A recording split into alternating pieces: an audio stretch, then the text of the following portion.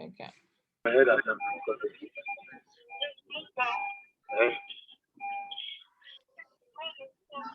It's gone. So why are you taking away? When you are about hanging up, now if you will call you, now anyway, as if now it's you.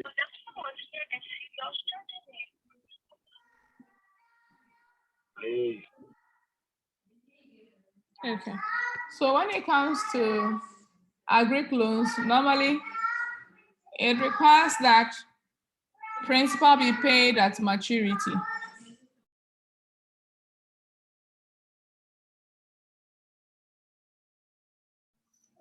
So principal is normally paid at maturity rather than throughout the loan. Of course, this is to help tie in with the planting and harvesting seasons, because during the times that the farmers plant, they are usually cash strapped, so they need liquidity.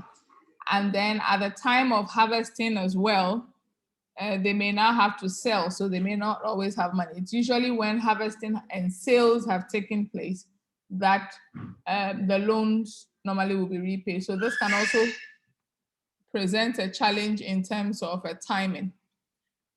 Now, like I mentioned, land title and property rights also pose a challenge within the space of agricultural credit, because even though land can be used and is often used as collateral, there are a number of problems when it comes to the title and property rights that are attached to that.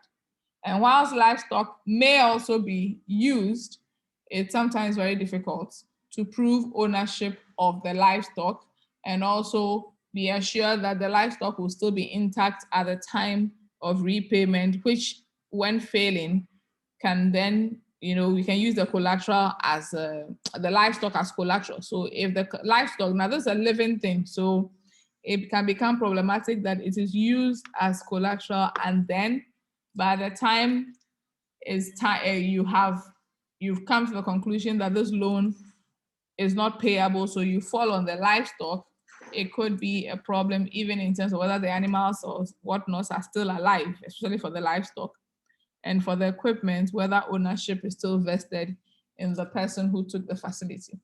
Now, another challenge that we face in terms of agricultural credit is a poor financial literacy rates of farmers, because then this actually contributes to inefficient agricultural finance market. A market is efficient when it infuses relevant knowledge or information to arrive at pricing modalities. So when the people are not literate enough to have the market reflect the relevant details on the market, then that also makes for a challenge. And this usually comes as a result of what? Financial illiteracy. As for financial illiteracy, so poor financial literacy can also be a challenge. Now, when it comes to the value chain, I want to talk about a value chain. A value chain usually has to do with the series of activities and processes that transform a product from one mode into the other. So when we say a value chain, let's say if you look at the agricultural value chain, it means from the point of inputs to the farming, to the harvesting and storage, to the sales, and then processing into usable commodities. That makes up for the value chain. And so for that, there are a number of players along the entire chain.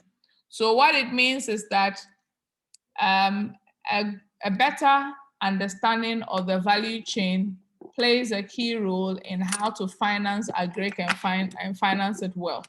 Now, of course, when it comes to agric lending, one of the key things will be to move beyond the borrower to include market dynamics. Market dynamics here will be demand and supply, whatnot, etc.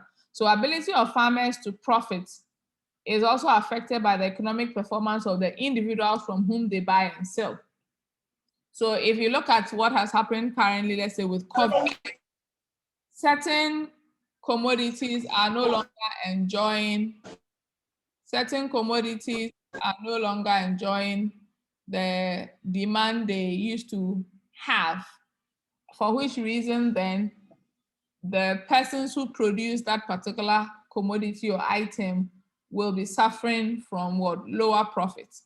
So whilst the farmer may have done everything right in terms of production and they're getting very good yield, their ability to make profits and therefore pay back on the loans they may have taken is also affected by the capacity of the people from whom they buy or sell. So a total set of interactions of all these actors to produce this is what we refer to as what? The value chain. So then all the interactions that go into producing a particular agric product is the value chain. So like I mentioned, from food, for those of you who keep on mute, and there's a Galaxy A32. Can you change your name to a proper name?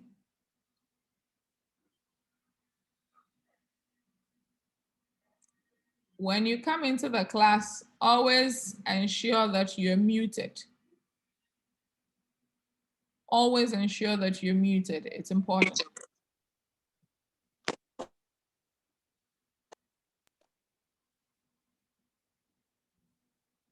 So when it comes, okay, Theokwe. Yes, Theophilus. Madam, it's a mistake, sorry.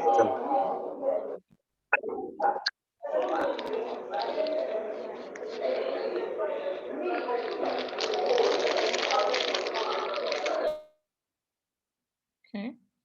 So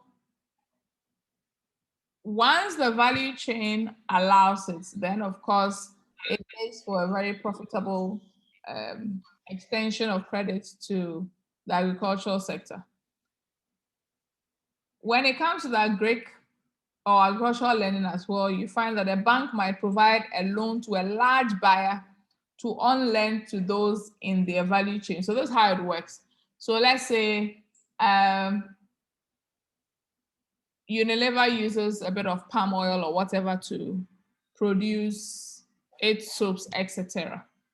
So it buys a large volume of palm oil. So what will happen is that Unilever, with its credit worthiness and etc., can actually take a loan from the bank. And then in a sense, will onward lend these to the small scale producers of palm oil, who then produce the palm oil, sell back to Unilever, who can then use it for their production and then make the loan repayments. So that is another way. So there are cases where the large entity will use their credit standing to take on the loan and usually get a lower rate and then onward lend to the smaller parties in the value chain to be able to produce the service or products that is needed by this large entity. Now, there's also trade finance. So trade finance typically is finance-related or product-related finance in relation to credits provided by traders, suppliers, processors, and buyers. So these are usually consumers of a kind. Consumers of a kind. So trade finance has traditionally been the most prevalent form of agricultural finance, especially for small producers, because the person who is going to sometimes buy from the farmer is the one who provides the credit.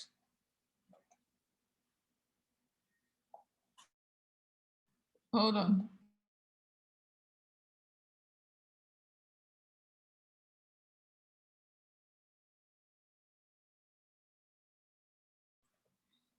So when it comes to trade finance, in some cases, even this, it still happens, market queens who have the money provide credit to the farmers, because the market queens are usually the buyers, and then they can provide credit to the farmers, who in turn then use this credit to do their planting and everything, and then they sometimes usually come back to buy from them. Or in some cases, The trade finance works via providing farmers with funds for their inputs and harvest and other needs for family consumption emergencies. And then when everything is done, it is they pay back. Now, when you provide finance directly to micro and small agri producers, it may not always be the most feasible way due to cost and risk. So there are ways of going around that. So inputs typically provide one of the means to ensure that the issue of moral hazard is also circumvented. Now, within the space of manufacturing or agri in general, we also have the issue of bill discounting and factoring. Now, it's another way of providing financing to relevant entities and then getting collateral in the form of bills. So let's say input suppliers or agribusinesses, normally they sell on credit, so liquidity becomes a challenge. So when they sell on credit, the invoices they have raised or the bills they have raised, or even sometimes the inventory they have, they use that as collateral to get loans or credit facilities from the banks. So that means that their invoices, which literally is a form of mini guarantee that payment is coming from somebody else, or the inventory itself is used as collateral so that they are able to receive the loans. With a bill discounting, what it also means is that you may have sold your goods to somebody for an amount of 100,000, but they haven't paid yet, so you are not liquid. You may be willing to discount it and sell at 90,000 so that the bank gives you 90,000. Whoever has funding gives you 90,000 in exchange for waiting for the 100,000 that is owed you to materialize, and then payment is done through the banking entity. Or in some cases, when the environment allows, the money is paid to, let's say, the farmer, and then the farmer then transfers the funds to the lending body. Now, when it comes to factoring usually is the use of the inventory as the collateral for the purposes of having access to liquidity. And so it helps to speed up the turnover of working capital. You have access to funding that you can use. And when it comes to factors, they sometimes can also provide bookkeeping and bill collection. Now, factoring therefore allows the input suppliers or buyers to access funding, which can benefit farmers who also receive payments in advance. So if I have taken delivery of goods from farmers, but I haven't been able to sell yet, I can actually use the goods in the warehouse as collateral to go access funding, pay the farmers in advance, whilst, okay, Harry says I'm moving too fast. All right. Thank you for the notice. Okay. So factoring usually is like you're using your inventory as some kind of collateral to be able to access credit or access money from your banking institution.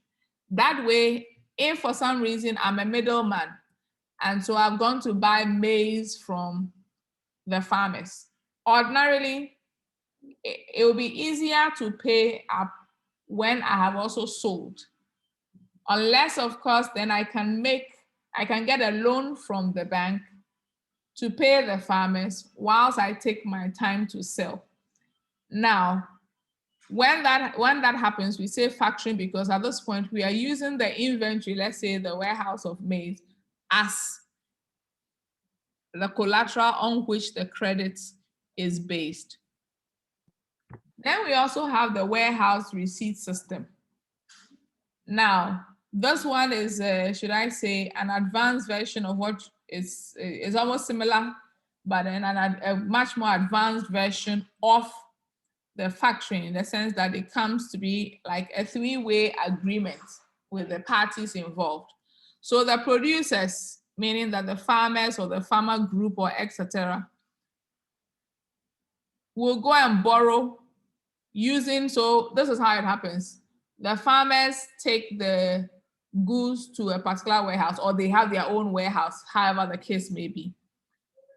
And then they use the warehouse or the stored produce that usually have a bit of a lifespan, not typically perishable easily. And they use those stored produce as collateral.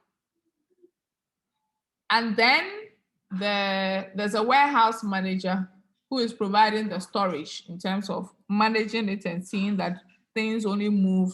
And then we also have a financial institution who lends to the producers and therefore literally has a hold over the contents of the warehouse. So normally when you have the producers also going to put their goods in the warehouse, they are sometimes issued a warehouse receipt, which they can either take to the bank and then get some funding, or in the case where it allows for transfers, they can transfer to somebody else in exchange for funds.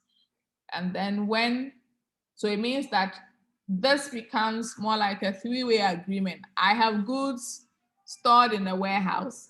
I use that as a collateral, and then with the help of a warehouse manager who will be in charge of providing the relevant security, etc., I can take funding from a financial institution.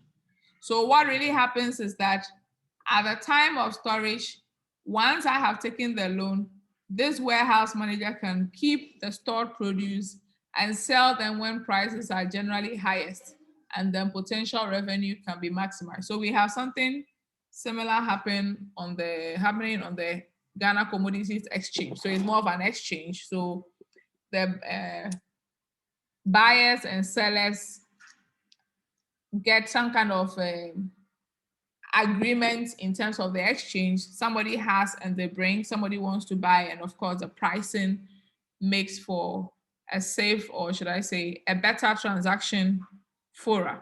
So now, another product within the space of agric is agric insurance. So I remember when I gave the assignment, I said that your product could still be an insurance product or a loan product. Now, when it comes to agric insurance, interestingly, for the developed economies rather, agric insurance is common. However, it is not that common when you come to the developing world, which makes it a bit of an interesting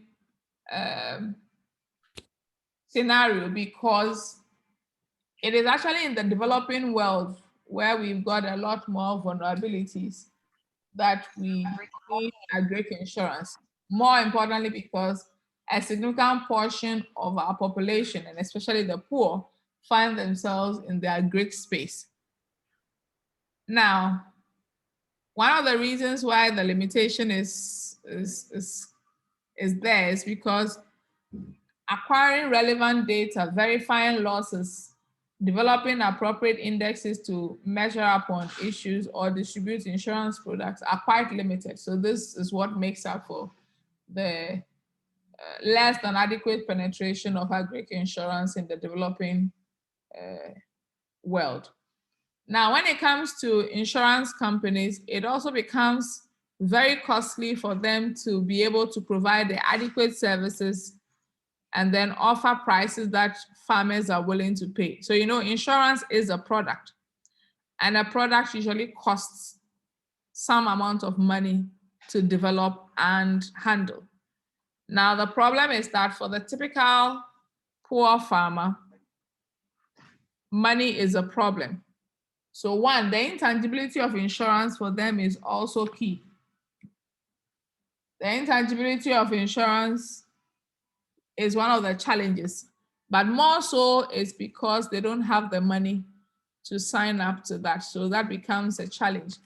Developing a product that will still serve their needs, but is affordable enough for them to buy, but at the same time does not kill the firm that is seeking to provide. Now, how they manage to circumvent that is to try to bundle insurance with other products like loans and savings. So in some cases, based on the savings product being provided by the microfinance institutions, they add an insurance component to it such that in the event of certain occurrences, insurance will kick in. And then in sometimes some cases when you take out loans as well, it requires that certain insurance addendums be made to it so that either for the loan itself to be repaid in the event of certain things happening, and that is one of the ways that insurance is being sold to the poor. Now, in terms of review, obviously, we looked at the issue of mobilizing deposits from the poor and looked at the challenges, and also looked at the kind of financial products that typically come to the poor, the collateral substitutes and alternatives that are used, and of course, we sought to understand why and how those ones are used and why they may or may not work.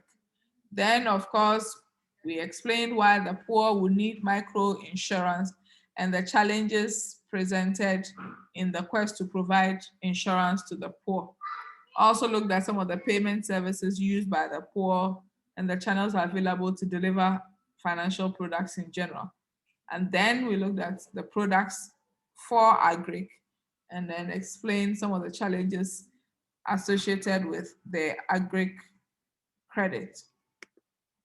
Now, we're going to walk through the space of microfinance and rural banking in Ghana. So this is more to do with the history of microfinance and rural banking in Ghana.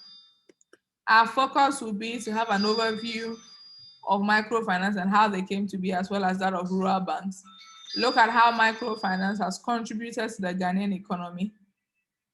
Look at the possibility of analyzing microfinance programs in Ghana, the motivation for the establishment of rural banks in Ghana, and then the challenges confronting rural banks in Ghana.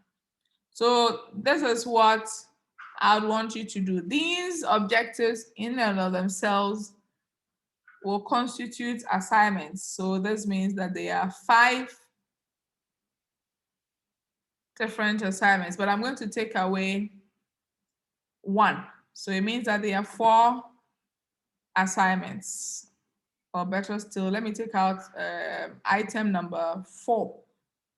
So what I want you to look at will be to look at these 3. 1, discuss the contributions of microfinance to the Ghanaian economy. 2, analyzing microfinance programs in Ghana.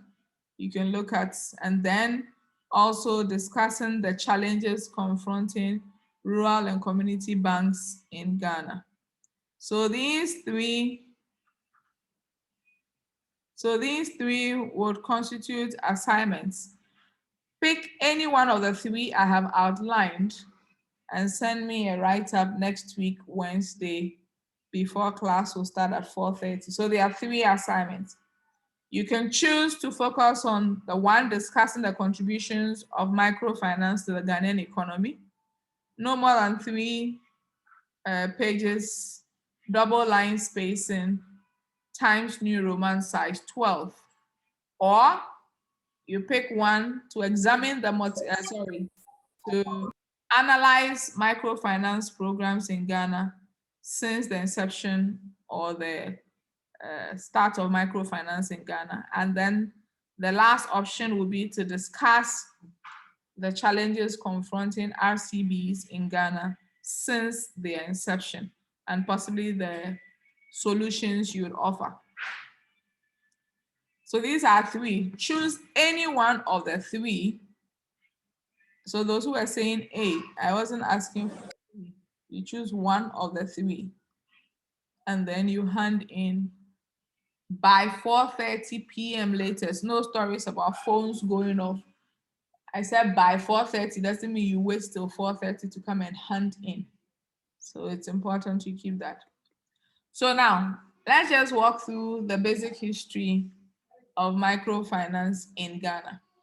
In fact, the first credit union in Africa is said to have started in northern Ghana somewhere in 1955. So that's just about 2 years before independence. But the first formal microfinance in Ghana was the Post Office Savings Bank. Okay, Henry, your hand is up.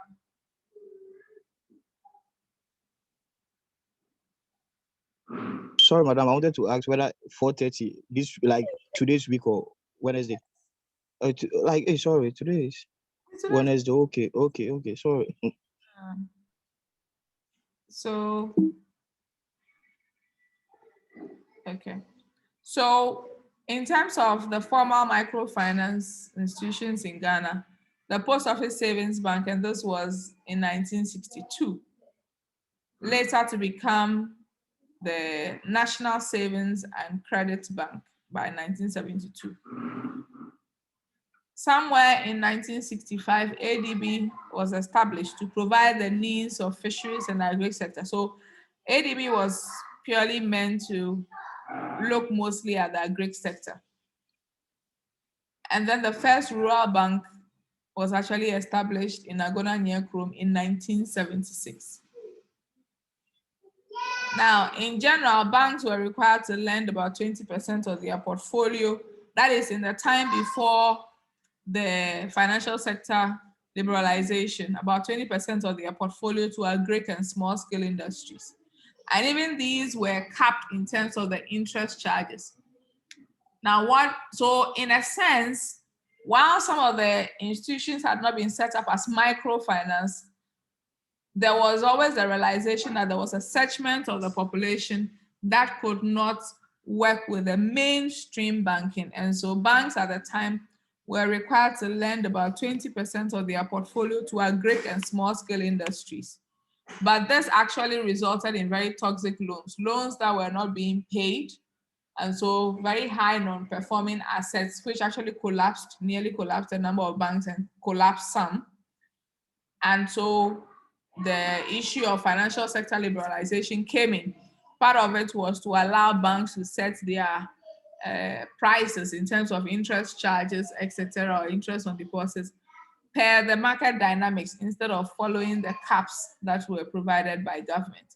So those were some of the issues. So yes, as far back as in the 50s, some micro credit union was set up.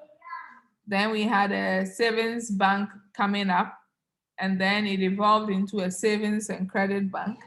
Then ADB established in 1965 to focus on the agri sector, starting with, and that's looking at fisheries and agri in general. Then in 1976, the first rural bank was established in Agona near Chrome, so that would be in the central region. And before the onset of the financial sector liberalization, banks were literally mandated to lend 20% of their portfolio. Now, of course, like I mentioned, the channeled lending did not augur well for banks, so a number of them actually caved in.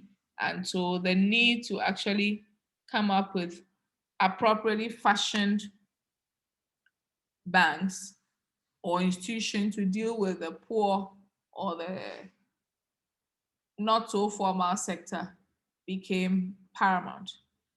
Now, when it comes to the contributions of microfinance to the economy, one of the key things is their provision of working capital. Now, I believe that from your business finance class, you have a clear sense of what working capital is. Working capital is actually gross, the current assets. So if you have current assets is made up of your inventory, your debtors, and then your cash.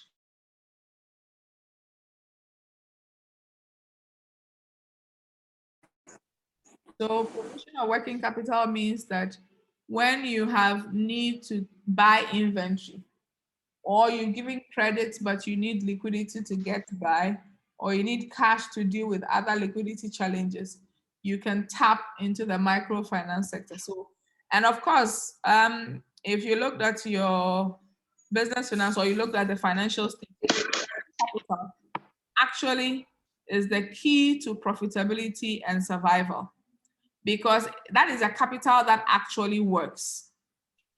You can look at it as the capital that works. It works because it is when you sell your goods that you get debtors. That is if you sold on credit. And when you collect from your debtors, you get cash.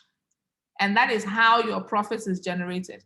So when a firm runs out of working capital and doesn't have an avenue to tap into to, revive or provide some level of liquidity, you can be rest assured that that firm is likely to go out of business. So the provision of working capital is something that plays a very crucial role in the survival and profitability of many businesses, typically SMEs in Ghana.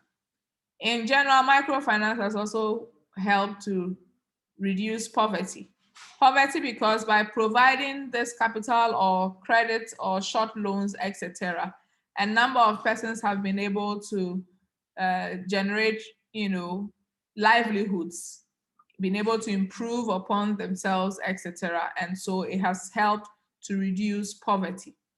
It also works to facilitate employment creation, because by having the microfinance setup and therefore being able to tap into loans, we are able to employ people. Sometimes these loans taken from microfinance provides the means to paying up on salaries up until a firm becomes profitable. So in a sense, it provides the runway. When you look at a business, runway is the amount of money available to take care of bills up until the firm becomes profitable. If you look at it like a plane, the runway literally is the platform for the plane to gather speed and then take off. Now, without an adequate runway, no plane is going to take off successfully. If anything, it's going to crash because it doesn't have enough of a runway to gather momentum and take up. So by providing credits to entities, microfinance, having one way or the other, contributed to employment creation. And the same for empowerment of women, because when it comes to microfinance, typically a chunk of their clientele is made up of women.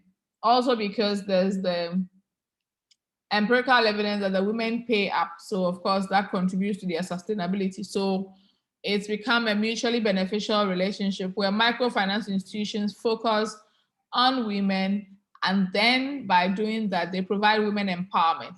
Now, women empowerment is also important because in the natural order of, or in the natural scheme of things, typically when women make money, a significant portion of the money translates into the home, so that when a woman is empowered, she's able to take care of the home. Sometimes, therefore, does not have to wait for, let's say, a husband to come in before they can take a child to the hospital if the child is sick. They are able to enroll the children in school, and they're able to provide more balanced meals for the family.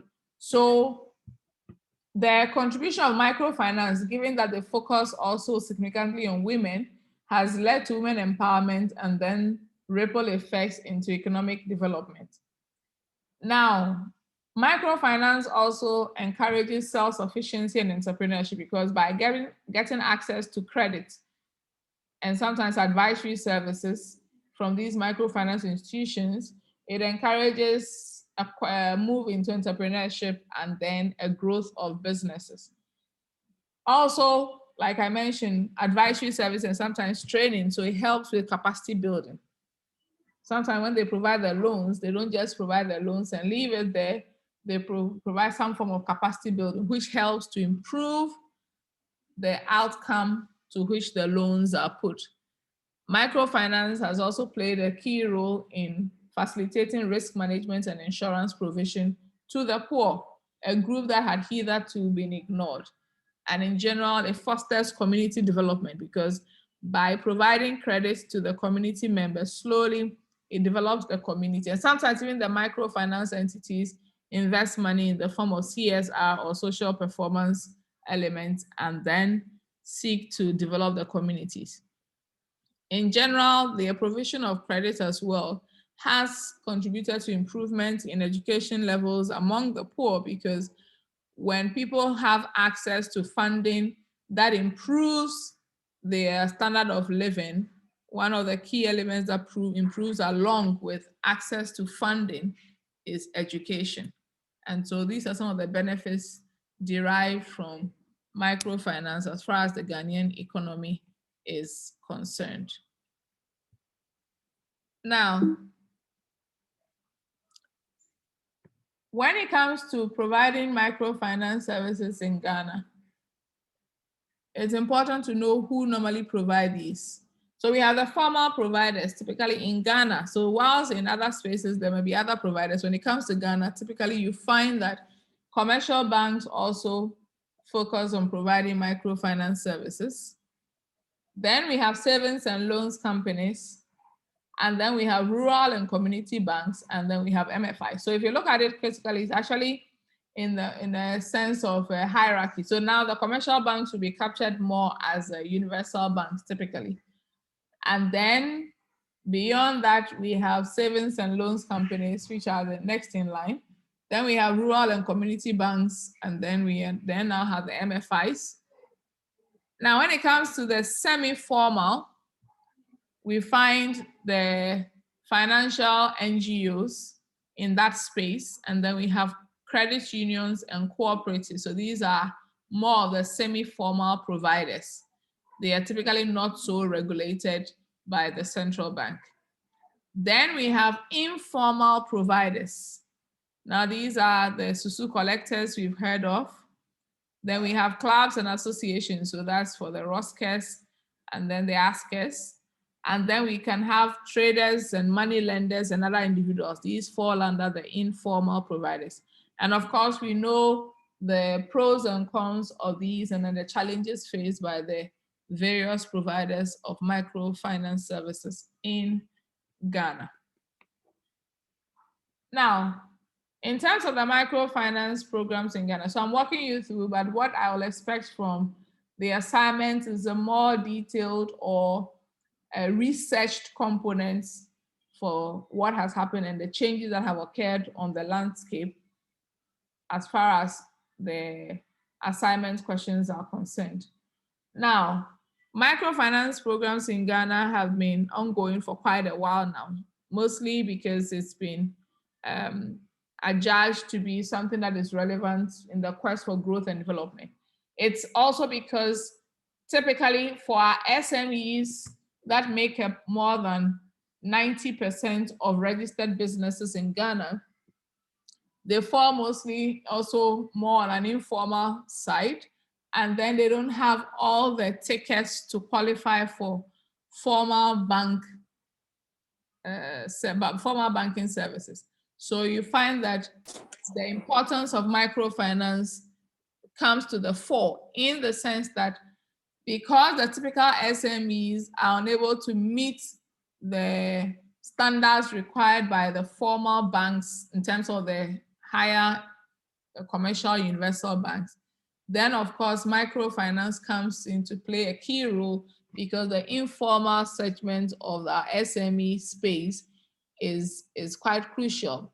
And so we've had the Millennium Development Authority facility, which came in, working on education, irrigation, farmer and enterprise training, post-harvest handling, etc. So these are programs that were targeted as these are pro-poor programs that were targeted at the informal sector of the farming points, etc., to help with improving on the outcomes in the space of infrastructure and then farmer development, etc.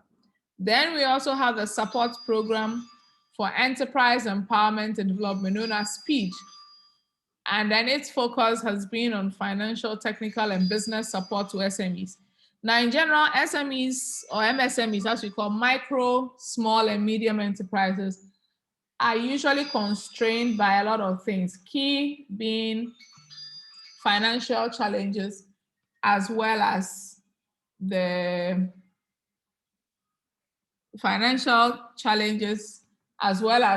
technical and business support services.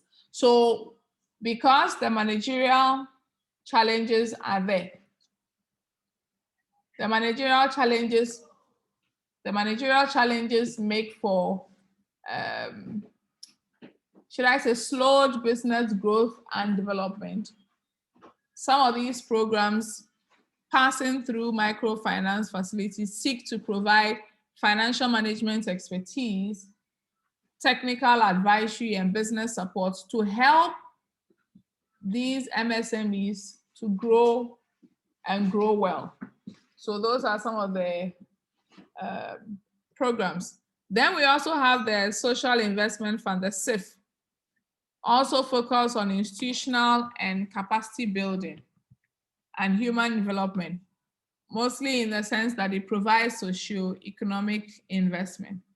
Then we also have the United Nations UNDP programs focusing on the provision of financial and non-financial services from selected MFIs for micro entrepreneurs, especially women. Any comments, questions before I move on?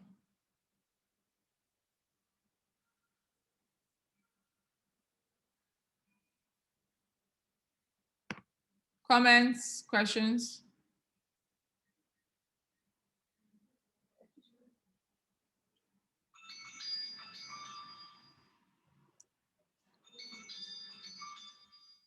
Now, there are a number of microfinance supporting institutions in Ghana in the sense that they provide a framework for the microfinance institutions to work and then to deliver on the mandate of providing financial services to the poor and also fostering financial inclusion. Now we have, okay, there's a question. Okay, which one do you want me to take again, Boaz?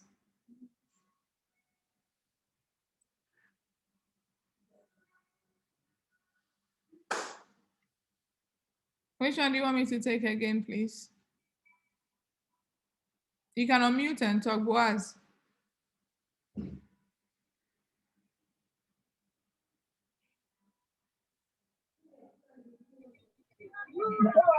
Sorry, madam, please, the program.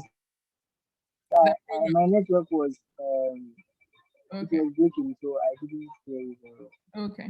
All right. Okay. Now I'm talking about that. Of course, the microfinance programs. When we say a program usually is a series of activities that are meant to achieve a particular objective. So they can come in should I say a package. So there's the Millennium Development Authority one, which came with a combination of two things: infrastructure here, more than the softer and as well as the hard, education and irrigation support. And then also farmer and enterprise training and post-harvest handling. So now this particular program is a microfinance program, meaning that the funding or the credit being provided is targeted at ensuring that infrastructure is provided within that space to facilitate growth and development within the farmer and enterprise space. Then of course, we've got the speed, which also targeted MSMEs, meaning that it provided funding or credit in a manner that facilitated the financial support, technical support, and business support. And I explained saying, if you read the literature on MSMEs, a number of challenges for them exist. Technology, in fact, key of them is finance, technology, managerial capacity, etc. So even though they have good business ideas, they struggle with implementation and success of these constraints. So that some of these microfinance programs are meant to facilitate the provision of financial management expertise. So either that they are able to bring on board, let's say, a bookkeeping agent, or they go get the training themselves, And then they have technical expertise. Either they are bringing on board a technical expert or they get some kind of training to be able to do it themselves. And also business advisory in the sense of business management support and advisory services, sometimes helping them to write strategic plans, business plans to go get loans to support expansion, etc. Now, these things are important because you can take a farmer,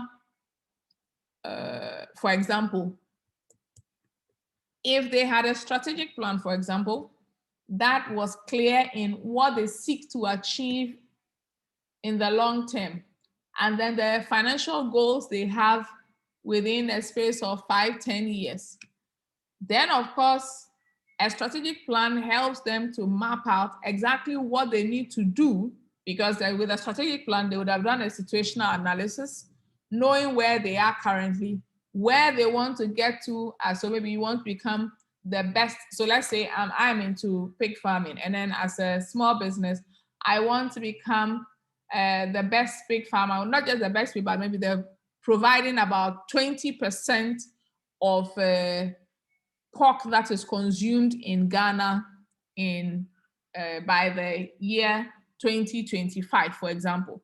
So of course, I go on to estimate the market for pork in Ghana, and let's say it's about 10 million. 10 million means that if I'm going to provide 20%, and of course, this means that with the business support or business advisory, I get the expertise and the help to be able to put together, let's say, a strategic plan. So which tells me that, okay, my goal is to attain 20% market share of pork consumption in Ghana by the year 20. So if I do 5 years, let's say 2026. So then to be able to do that, it means I need to have this size of farm. To be able to do that, I need to have this expertise, that expertise. I need to get this funding, that. And then to be able to sell as well, I need to have this brand. So within the space of 5 years, that business support services that may be provided under some of these programs, because some of them they are paid for by this institution, will ensure that these small businesses, be they farmer organizations, etc., will grow from their tiny states into something more,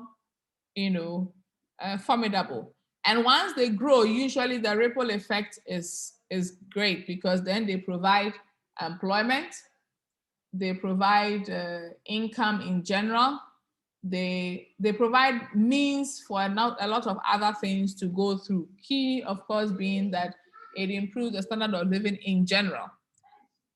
Now, then we also have other non-financial and financial services that come from selected MFIs for micro entrepreneurs, especially for the women. They provide them with sometimes some other form of support to enhance their capacity to stay in business or even provide business. Those in my class who don't mute.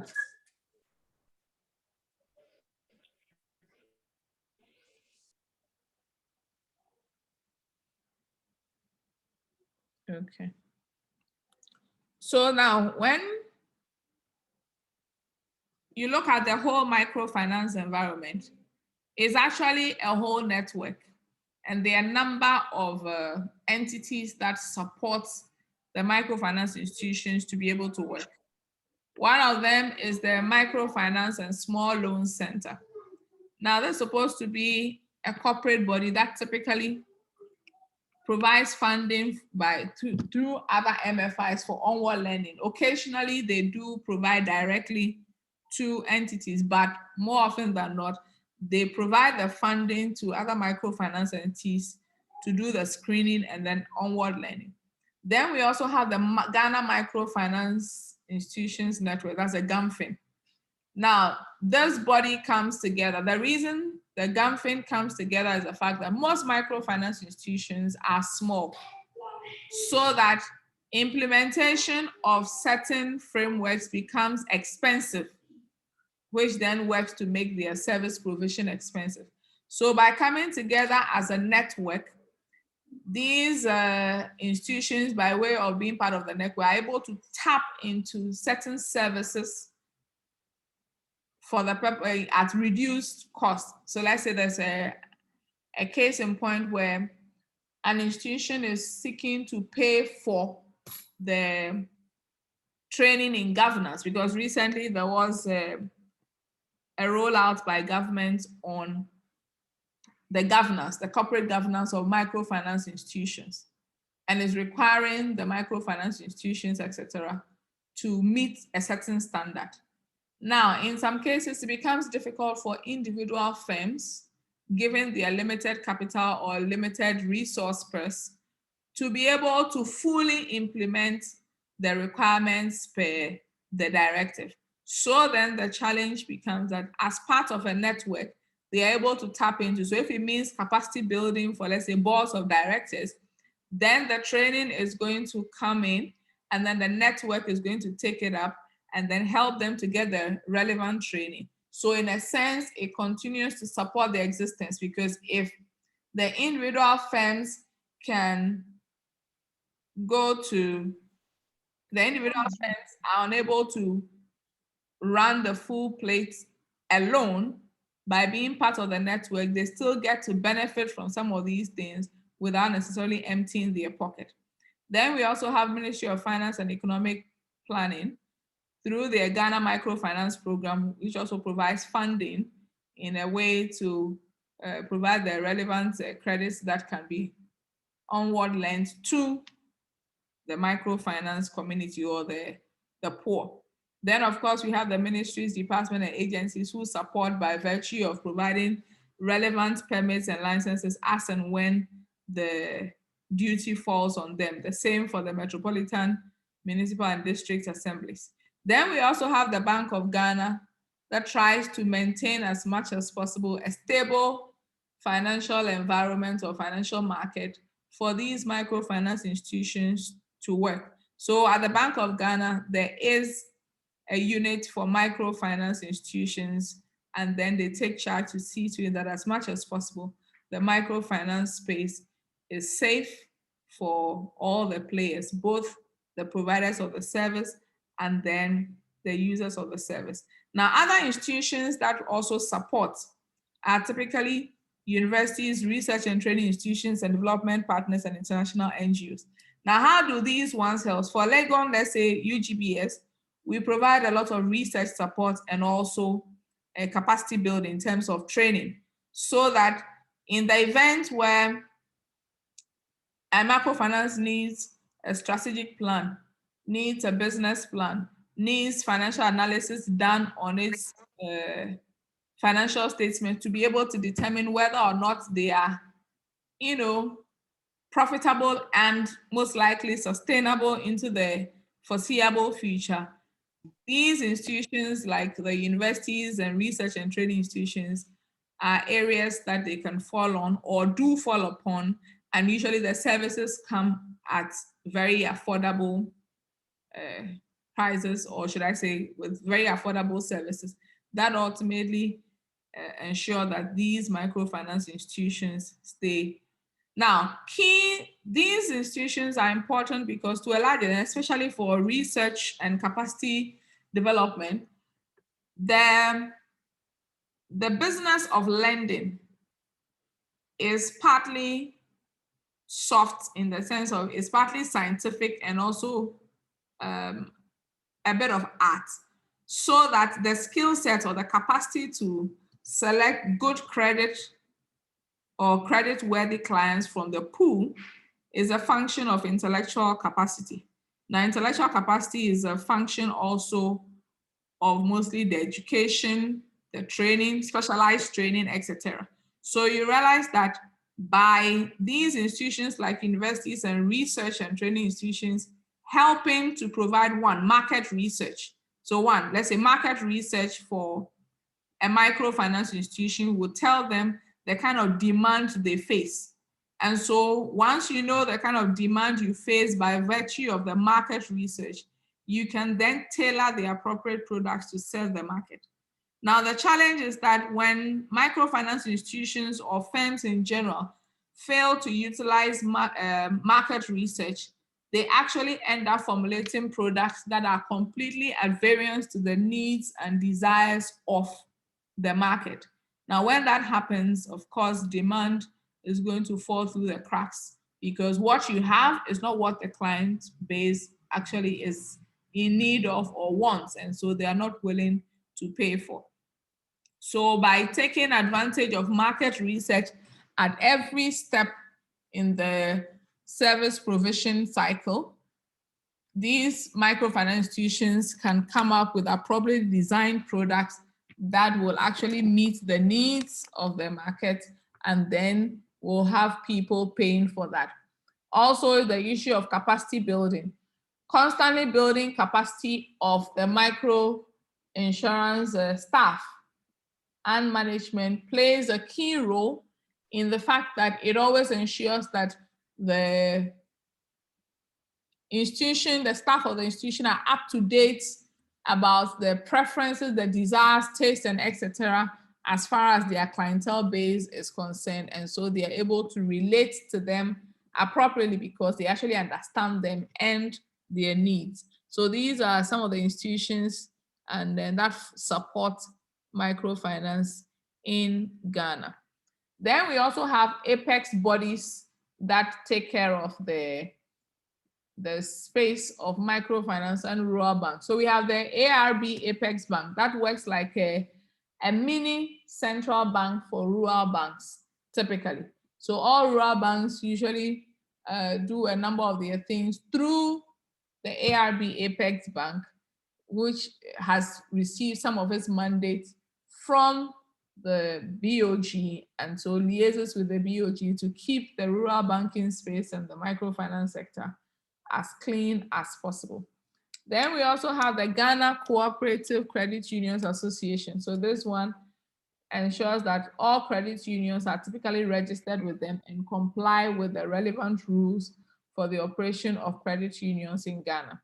Then we also have the Association of Financial NGOs, because this then work to ensure that as much as possible, the rules and regulations that apply to these particular categories of microfinance institutions are adhered to. Then we also have the Ghana Cooperative Susu Collectors Association.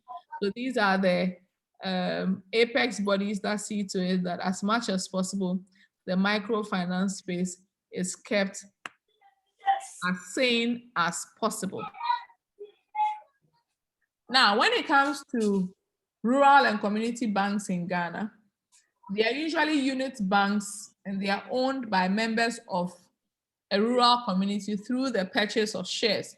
So that you have, let's say, Abokobi Rural Bank. Now, Abokobi Rural Bank is typically owned by the relevant or the indigenes of Abokobi, and they buy shares. So they are shareholders to Abokobi Rural Bank. What it means is that these institutions are filling the gap where mainstream banking or financial services are a bit difficult to access. Now, they literally form or serve the function of intermediation, typically as banks do, taking deposits and giving out loans. So what it means is that they address the issue of lack of finance and then help to increase what access to credit. So the financial intermediation roles they play, typically in the rural areas, include deposit mobilization, granting of loans, providing investment opportunities, and then providing what? Payment services. Now, when it comes to the rural banks, we call them rural and community banks because they are typically owned by the community members. So the shareholders are the community members. And so whatever profit is made on that, in terms of the business of banking, comes back to these shareholders who are community members. So inherently, it seeks to improve the lot of what? The community members. I still have people unmuting in the middle of my class. Now, when you look at the management and structure of RCBs, we can have a very simple one. And then we can also sometimes have a very complicated or complex organogram. With a simple one, it's clear that for all of them, there's a board of directors. Now we'll deal with the board of directors more intrinsically when we get to governance. But generally speaking, let me give you a sense of how this plays. Now, typically RCBs are going to be registered as limited liability organizations, especially because of the function of banking or the business of banking. They will have to register as typically as limited liability in this case. Now, once you register as a limited liability firm, which I'm sure you got to understand mostly in your business finance 1 class, the fact that there's a separation of ownership and management, meaning that it's not necessarily the case that those who own the RCB are the ones who will be managing the RCBs. Now, when that happens, of course, an agency problem arises. The agency problem being that the principal is the owner sitting somewhere, but they must recruit a manager who supposedly has banking experience or financial service experience to manage the bank. There's always a tendency that these agents who have been recruited to come and manage the entity may not always work in the best interest of the principal. And since you can have a very huge ownership base, meaning that you can have like 1,000 shareholders for that small microfinance, depending on how it was structured, what you find is that it will be very difficult for the manager to be taking instructions from 1,000 different people. So instead, the board of directors is set up to uphold the interests of shareholders in general. In this case, it's actually been modified to the issue of stakeholders, meaning that the community in general, the actual owners of the bank, and then the country at large, even including employees. So then we have the board of directors that sees to it that as much as possible, the rural and community banks are governed well, meaning that they have appropriate rules on how things are supposed to be done, procedures for engagement, etc., are normally passed through. So the manager reports to the board of directors, still works and joins them for meetings, but mostly in a capacity to report to the board. What it means, if you look at it critically, is the fact that if your board of directors as a microfinance institution is less than competent, it means that the success of your rural or community bank is in question. So whilst the rural or community bank may belong to community members, it could be suicidal to insist that community members sit on the board without giving some importance, some serious importance to the credentials that are attached to the people who are seated on the board of directors. So once you have the board of directors, then you have the manager who is in charge of everything, a typical project officer who manages. And then you have the accountant to keep the relevant financials, and of course the cashier to disburse, the bookkeeping clerk, and then the counter clerk who also gives the money out in terms of watching the counter, in terms of the details of transactions, deposits, etc. Now, you can have a more complicated organogram where the RCB is big, because some do have, and actually sometimes some generate 1 or 2 branches here and there. So we still have the board of directors. So that tells you the importance of the board of directors to the success of. I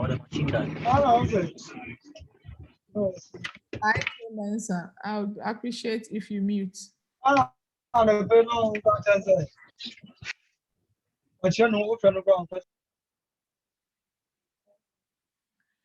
Now, when it comes to the complicated organogram of big RCBs, you still have the board of directors. So like I indicated earlier, it's a very important component in the quest for success of rural and community banks. And then you have the internal audit function, meaning that they must verify transactions before they are approved. So you can see that that is missing on the simple one, meaning that the project officer and the manager will work to do that together with the accountant. But here, the internal audit function will see to it that the numerous processes within the institution are carried out right. Then we have a general manager who also has a manager reporting to them. Then we have the secretary to the organization, so more like the corporate secretary. Then within the larger RCBs, you can have a whole banking department dealing with the banking segment, and it can have agencies, a number of branches in code, if you could call them, but normally because they are not as big, we don't typically refer to them as branches, they are more of agencies. Then we have central accounts departments. Just what it means to say is that when it comes to the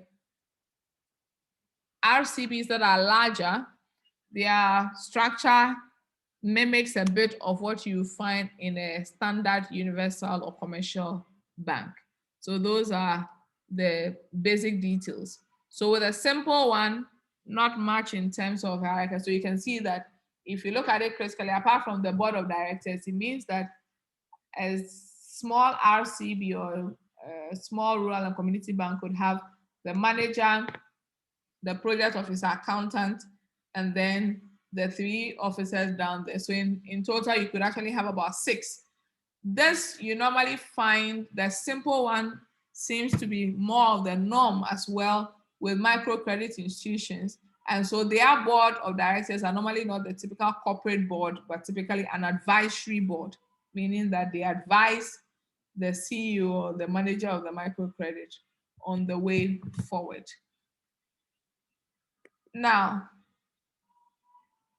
when it comes to the corporate governance of rural and community banks, yes, you've got the board of directors, like I earlier on mentioned. Now, when it comes to the board of directors, there are certain characteristics. So I would want you to go and read on the governance of rural and community banks, what works and what does not work in terms of the composition of the board of directors. But more importantly, there are a number of subcommittees that are supposed to be subcommittees of the board. And these are supposed to take care of several aspects of the RCB's operations and see to it that they are done right. So we have the finance committee, typically responsible for the strategic financial, also more of strategic direction in terms of finances. So financial strategies that will be pursued. You can have local loans committees, and these usually work on credits, limits, etc.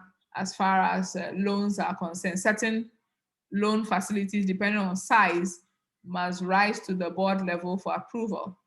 Then you also have welfare and human resource, see to it that as much as possible, you have the human resource, appropriate human resource, and also that they are being cared for, because there's also the issue of stakeholder, or should I say, relevant stakeholder focus when it comes to the board in recent times.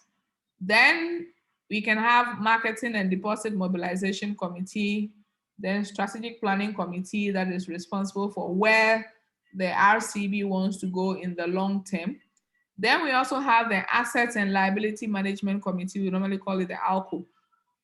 Now, the ALCO is a very crucial component as far as any banking institution or any financial, typically a banking institution is concerned.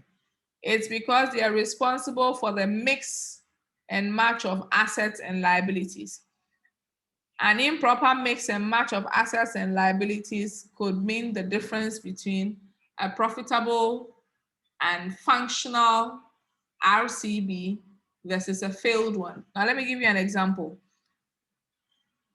A number of microfinance firms or whatnot went into distress because they became insolvent. Insolvency here, or in some cases, they were illiquid, seriously illiquid. And in some cases, it is not because the staff or whatnot has squandered any money. It was just from bad asset and liability mixes. Let me give you an example. You take deposits from the clients. Now, these deposits typically are short term. Most poor people rarely save for very long term. So you have deposits maybe maturing in 6 months. And then you have a case where with the monies that have been collected, this RCB decides to go into real estate to build facilities and sell. Now, real estate could span anywhere from 2 years to 5 years or even 10 years to be able to sell to record. Recording in progress. So what it really means is that when liquidity becomes a challenge for the RCB, Now, the reason liquidity becomes a challenge is that they have locked the funds in. The deposits that they will use to do that kind of funding. Short funding. So you find short-term deposits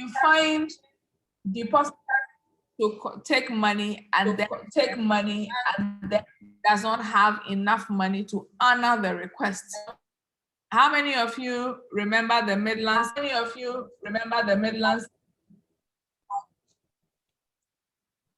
Anybody here who remembers?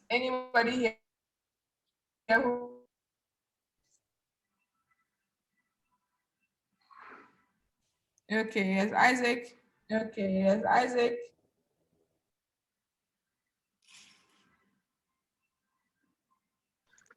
madam. Okay, so I think it's identified with the depositor who came for the loan, who came for a sick daughter or a grandchild to the hospital. He was denied deposit. I think when she go and come later, but then so for the car perform. I think it's got intermediate confrontation between right. And then I think this man aged in the situation and he abused the woman, her daughter in the house. I think that's where it's bad and almost that. So you can see that in this case, you're so right. They didn't have funds to honor her request. And her request was quite small. She just wanted to move the money to handle a health issue for a youngster. Yet they didn't have cash. And so what really happened is that based on the kind of assets and liabilities they had accrued on their in their books, they were not liquid enough to honor the request. So they kept on tossing this lady until she wasn't going anywhere. And then it resulted in an altercation in the bank where the policeman who was meant to provide security pounced on this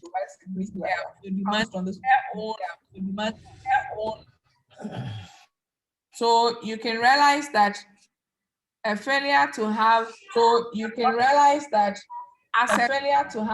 rural bank, very well asset a different, a failed and a thrive. Then also the issue of audit is about following protocol.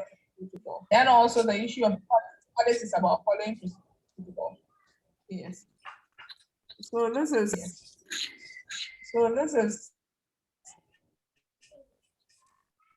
So that's how. When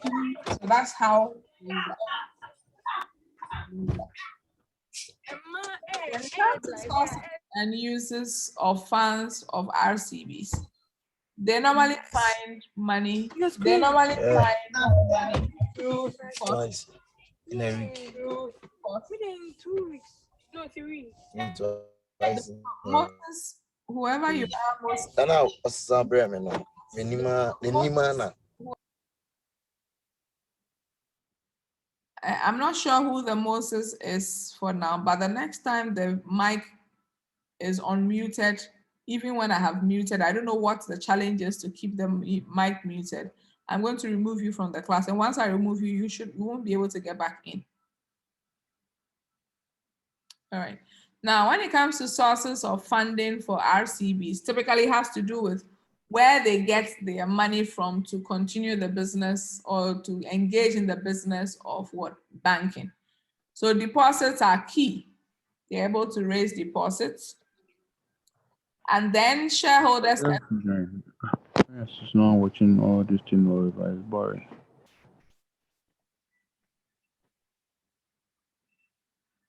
I do the recorded lecture.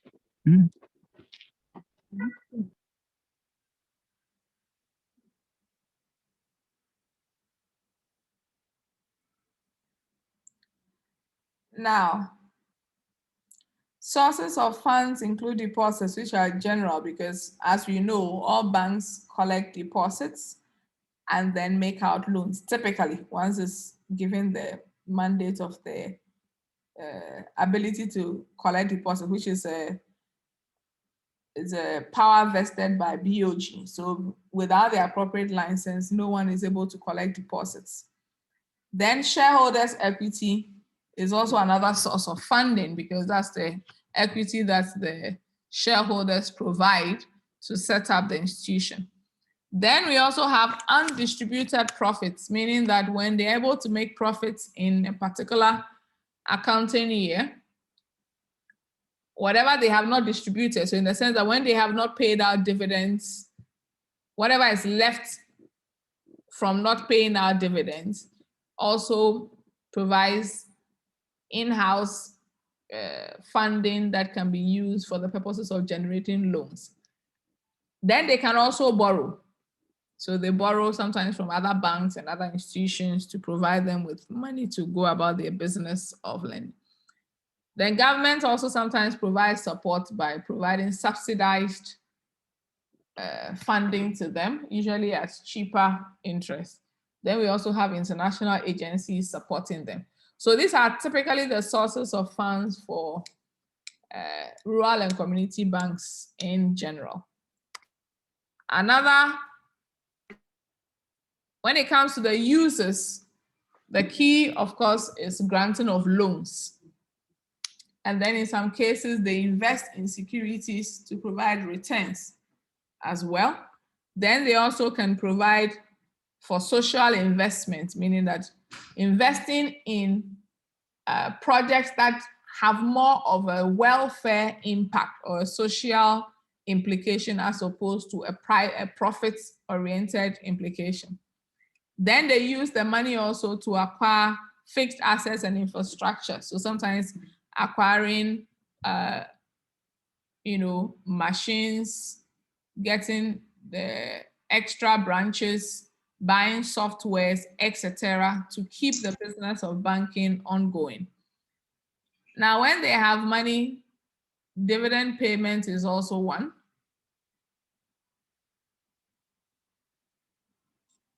So dividend payment is also one. And then they also pay interest in the sense of the deposits that they have accrued from their clients. So these are the sources to which the RCBs put their funds.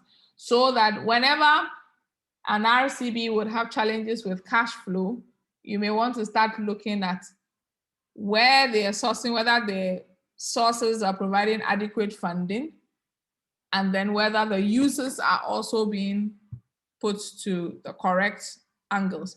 So for example, when they have liquidity challenges, you want to find out whether their deposits acquisition is good, whether they have enough capital, whether they are profitable enough to be generating and retained profits, etc.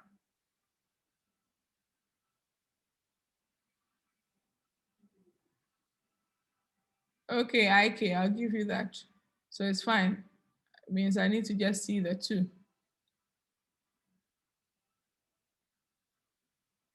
All right. So that's for the users of funds within RCBs. Now, of course, RCBs are not without challenges. They also face challenges, partly because you see the clientele they face are a very unique set. Typically, the RCBs also work more within the informal space, places where banks have decided either they are not going or they can't go. So just like any banking institution, they also have challenges of non-performing loans. And theirs can be quite unique because the clientele they face are unique and need to be understood in a very unique format for the engagement to take place. Then there's also the general issue of poor performance. Poor performance in general, so it means that in terms of even deposit mobilization, generating appropriate loans in the sense, and even profitability, efficiency in terms of resource management in general is a problem. Then they also have weak human resource capacity. More often than not, these RCBs, like I mentioned, are usually owned by community members. And so there's always a challenge of stocking the human resource with community members who may not always be with the requisite skill set. So that becomes a challenge. And then they also have issues with relevant, okay, someone is asking how unique these customers are. Now, remember that if assuming you work in, how do I call it? Something rural community. More often than not, the uniqueness of the community stems from the kind of products they have. Sometimes you go to a particular community and everybody there is a farmer. In fact, there are very few persons who are not farming. Now, this is a challenge. I believe, okay, so it takes you back to business finance because part of managing rural banks also has to do with financial management of financial institutions. So when you are managing financial institutions on the financial side, it falls under this. Now, what you realize is that when you did, let's say, your risk and return, one thing you learned about is the fact that when assets are positively correlated, the tendency is that when business is good, you make good gains, and business is bad, you make, some really serious losses. Now, the uniqueness of the clientele base stems from the fact that sometimes they are almost homogeneous in the sense that they all do the same thing. So if you give out loans to all of them, and they are all growing maize, it's a maize growing community, and then the weather turns out to be bad, it means that every member of that community is going to fail, literally. And when they fail, it means that the books, your loan portfolio is also going to fail, because remember, all these persons are on your, and then two, in a lot of the rural communities, the families are interlinked. This person is an extended family to this. So sometimes somebody may go take a loan and then give some of the facility or some of the seeds they got to another person. So in as much as you even give inputs with the hope that you can minimize the risk of moral or the moral hazard issue, you might find them giving some of this to a family member to also benefit. Now that may work to even reduce the yield on this particular person's farm. So there are a number of intricate features that make them a very unique set of persons that cannot be likened to the average person engaging with a city bank or an urban facility. So now these things work to sometimes give them serious challenges, because then at any point in time, if there's a failed farming season in that rural community, it means that if the bank gave loans, the loans are likely to emerge as bad, and that becomes a challenge. Then there's also the issue of weak human resource capacity, which I've mentioned, partly because they're typically SMEs, and so they face that challenge of not having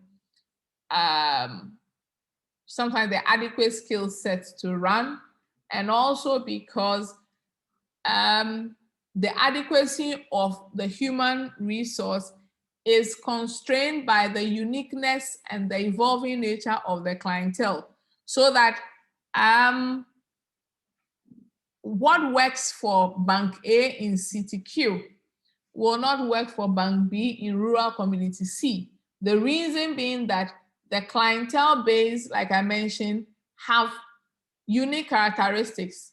They are more informal in the rural setting. They behave in a certain way. They have rules and norms, etc. They even have days they don't go farming. They have days they don't go fishing if it's a fishing community. So the adequacy of your human resource to be able to deal with them appropriately and not even set off a whole war on cultural dynamics depends on the human resource.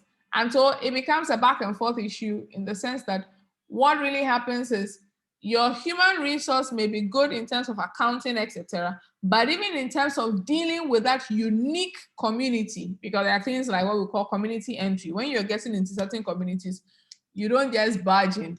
There's a way to engage. In some communities, men cannot talk to women. So if you happen to be the bank manager, you cannot deal with the females there. Even if your products are targeted at females, you must engage through their husbands. That can even create problems, in the sense that you finish the loan facility, the money is supposed to be going to the woman, but then the man takes charge, and then you have a bigger problem on your hands in terms of collection. Then also there's an issue of weak internal controls. More often than not, size is also an issue, because the size makes it cost efficient to implement certain internal controls. So normally there are also weak internal controls, partly because it's more of a community bank, and so it's seen as more of community property, so the controls can be quite weak. Then also we have the issue of lack of clear regulation on some of the parameters, so it makes also for what is appropriate and what is not appropriate. Then the poor service delivery, also sometimes linked to the human resource capacity. And then, as well as the location and ownership requirements, can be a constraint and a challenge to the setting up of what? Rural and community banks. Now that brings us to the end of the session for today. Our next class will look at the impacts of microfinance, so more into the realm of impact evaluation, which is something you would want to. So keep in mind that microfinance has made some significant contributions. So you can see that the 3 questions I gave are the review questions. So you have to pick one of them and write a 3-pager on that with appropriate references. So of course your 3-pager is minus references. The 3-pager is the write-up, and then your references can flow after that. Double line spacing. You discuss the contributions of microfinance to the Ghanaian economy. Evaluate microfinance programs we've had in Ghana, the good, the bad, the ugly. And then also look at the challenges confronting microfinance, rural and community banks in Ghana, and how these challenges can be resolved. So you should also offer solutions. All right, so now I'm at the tail end, so I'll take attendance and then I'll end the class. So attendance.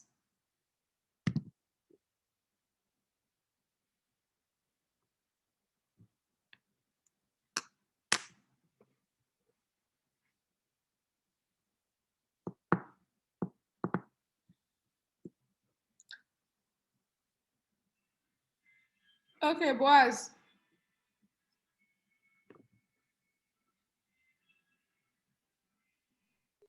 Yeah, Boaz, do you want to say something?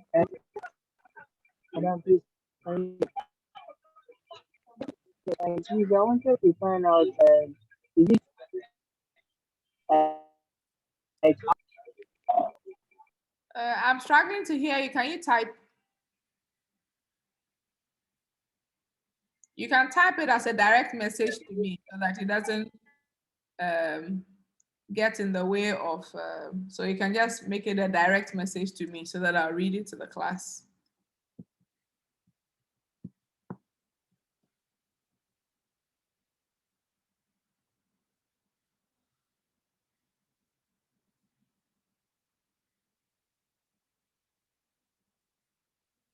Isaac, if you want to, you can also type.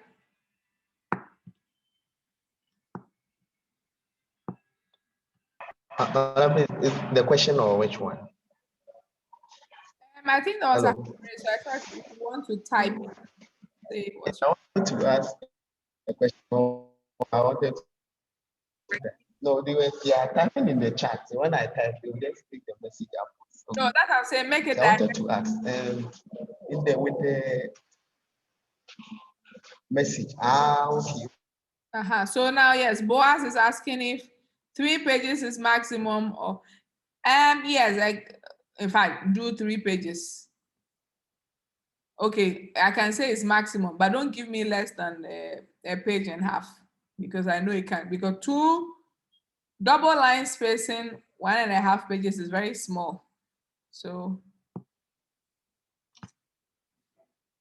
3 pages is max. However, oh no, you don't answer all 3 questions. You answer just 1. So pick one of the 3. Either you want to look at the contributions of microfinance to the Ghanaian economy, or evaluate microfinance programs in Ghana, or discuss the challenges confronting rural and community banks in Ghana. So any one of them is fine.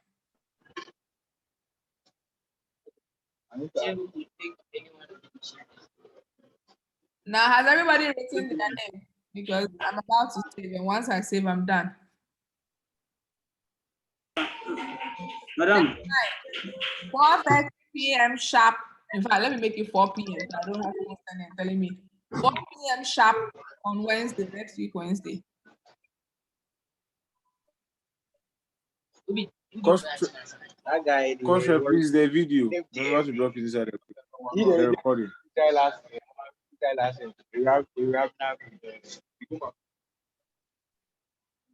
Okay. Is everybody done? Because I'm saving the chat and I'm done. Okay. So I check the monitor the time. I monitor it. And then that's that. Enjoy. The recommended textbooks are on the course outline, which I shared on day 1. So if you didn't get it, means you didn't come to class, you may want to. Savings and loans are typically not microfinance institutions. They are, but they fall within the special deposit taking arena.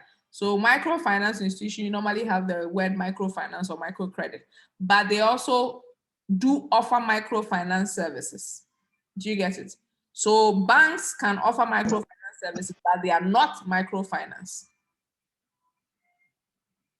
So when you say microfinance, yeah, we're not looking at a microfinance institution, but the whole idea of microfinance, meaning credit to the poor. So that's what you want to focus on. All right, thank you. Okay. So we have come to the end of the class.